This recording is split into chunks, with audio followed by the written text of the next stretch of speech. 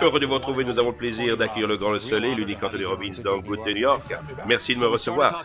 Mon fils est juste d'annoncer que le joueur de football américain C.C. Sabathia avait admis qu'il avait un problème avec l'alcool et tu nous disais, Tony, que toi, tu n'en buvais jamais d'alcool. En effet, j'ai rien contre l'alcool, mais j'en bois pas. Mais ceux qui recherchent la joie dans l'ivresse, ils la trouvent où? Tu proposes quoi? En fait, mes parents étaient alcooliques et j'ai rien contre l'alcool, mais disons que ça les rendait violents et parfois très violents et moi j'ai refusé ça. Mais évidemment, tout le monde veut être bien et je préfère bien montrer comment c'est possible. En fait, il faut voir ça comme ça. Une émotion, ça vient d'un mouvement. Comment tu bouges détermine comment tu te sens. On a 80 muscles différents sur le visage, mais pour la plupart des gens, c'est là où le taux de chômage est le plus élevé. En ayant toujours la même expression sur le visage, on ressent toujours la même émotion. Moi, j'ai signé un accord avec moi-même. Je fais du priming. J'amorce. Je me dis... Si t'as pas 10 minutes à toi sur la journée, t'as pas de vie. Et je veux pas espérer de me sentir bien. Je viens de faire 6 pays en 12 jours. J'étais encore en Inde il y a 2 jours. Je me suis réveillé ici ce matin, j'avais la tête à l'envers.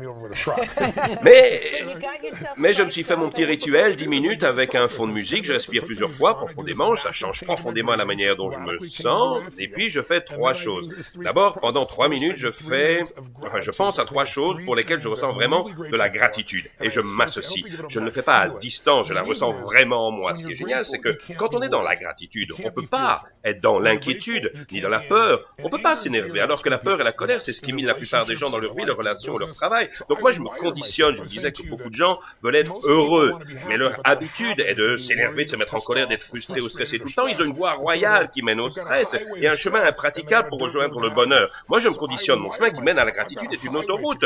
Donc, je fais ça 3 minutes et puis je prie 3 minutes pour ma famille et mes amis et je pense 3 minutes à 3 choses importantes que je veux réaliser. Je les imagine déjà réalisées, ça me prend 10 minutes. Parfois, je fais 20 minutes, mais mon dit c'est 10 minutes comme ça, j'ai pas d'excuse.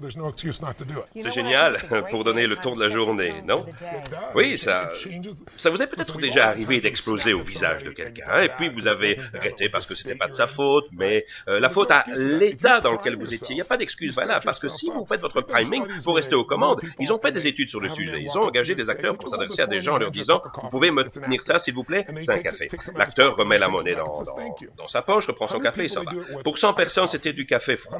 Pour 100 personnes, c'était du café bien chaud. Quelques minutes plus tard, un acteur s'adresse aux mêmes personnes en leur disant que pour un test, il leur propose $5 pour lire 3 paragraphes et répondre à 3 questions. La plupart acceptent et lisent cette petite histoire et les questions portent sur le caractère du personnage. 80% de ceux qui avaient tenu le café froid ont répondu que le personnage était froid et méchant. Et 81% de ceux qui avaient tenu le café bien chaud ont répondu chaleureux, doux ou gentil. Voilà à quel point notre environnement peut primer sur nous. Nous pensons que nos émotions sont simplement nos émotions, mais en réalité, c'est notre environnement qui prime. Si nous ne le contrôlons pas, c'est lui qui nous contrôle. Oui, mais enfin, c'est facile à dire pour vous, Monsieur Robbins, regardez-moi cette force de caractère, et je suis sûr que vous êtes sorti de Harvard, non? Vous avez au moins 3 diplômes de Harvard. Pas du tout, j'ai à peine mon bac. Qu'est-ce qui s'est passé? Vous n'avez pas fait d'études?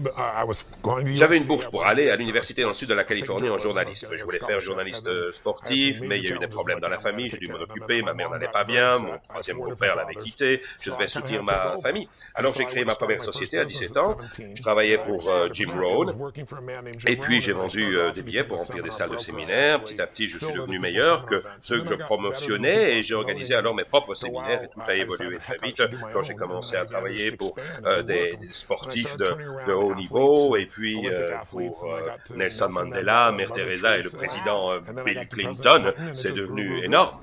Mère Teresa, qu'est-ce qu'elle faisait de travers avant de vous rencontrer? Ça lui arrivait trop souvent de se lever du mauvais pied?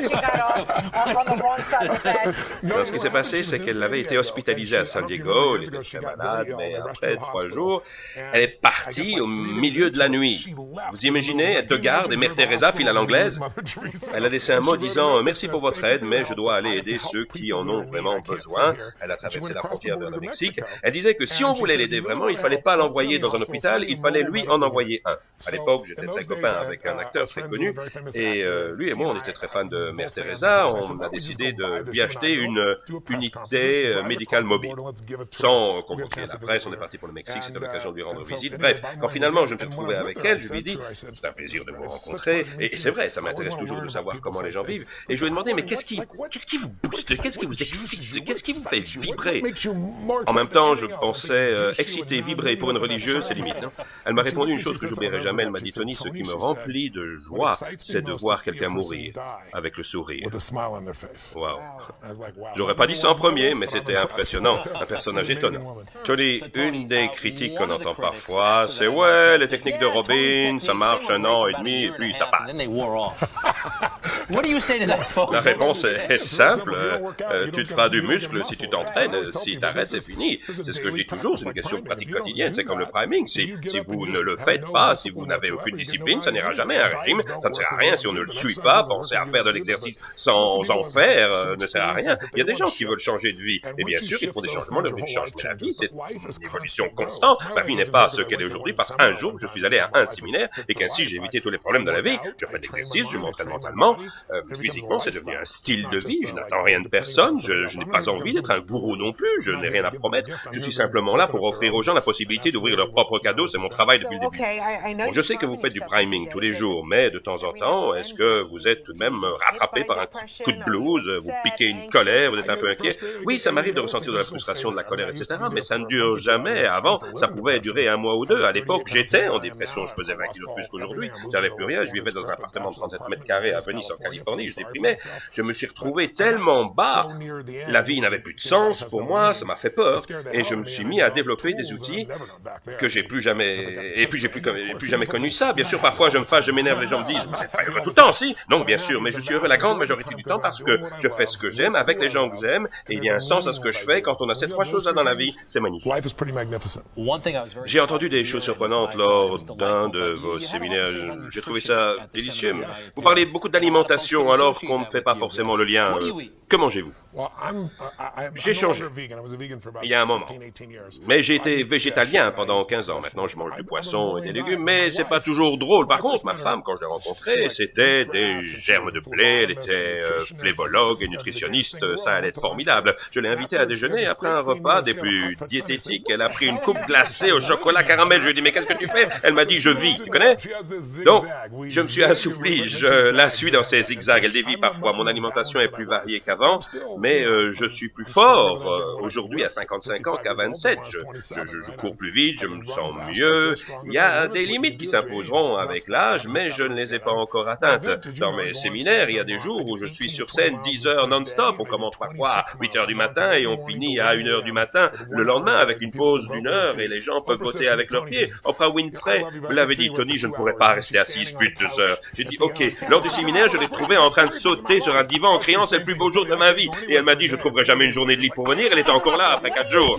Comment ça se passe? Vous faites faire de la kinesthésique au public? Non, ce qu'il y a, c'est que les gens ne restent pas assis. Je vous disais, l'émotion vient du mouvement et 1 minute dure une éternité si on n'aime pas ce qu'on fait. Quand tous vos besoins sont comblés, le temps passe très vite. Et j'en profite pour disparaître parfois pendant les processus de transformation. Je le fais encore comme je le fais depuis longtemps, comme ici ou en Europe, où nous retrouverons à chaque fois à 7-8 000 personnes venant de 45, 50 pays différents pendant 4 jours avec interprétation simultanée en 5 langues, dont le français, et des gens de tous bords, des plus jeunes, des moins jeunes, des sportifs, des artistes, et tous les autres se retrouvent en famille et échangent de manière extraordinaire. À certains moments, on se croirait dans un concert géant. Les gens s'éclatent. Super musique d'ailleurs, super musique.